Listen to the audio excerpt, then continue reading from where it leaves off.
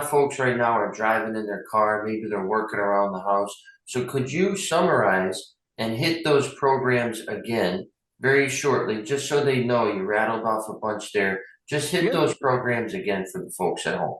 absolutely. So as I mentioned initially, Rhode Island Housing, they did have the grant, the 17,500 that did actually end of October. But now they have two other options for first-time home buyers. One is a program, it's called Extra Assistance. It's $15,000 for one or two family homes, $9,000 for three or four family homes. You have to be a first-time home buyer.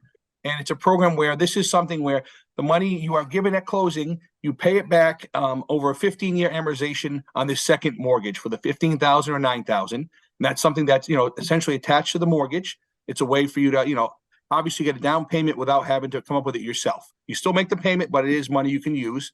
The second option is the down payment assistance program. This is something where it's $10,000, can only be used for a down payment, and you don't pay 0% interest. You don't pay any money back until you either sell the house or you refinance the house down the road. So it's a way for you to come up with some money for a down payment. They do require a 660 credit score, but again, this is something they have year round that not everyone's aware of. They always think of the grant only. This is another option for first-time home buyers.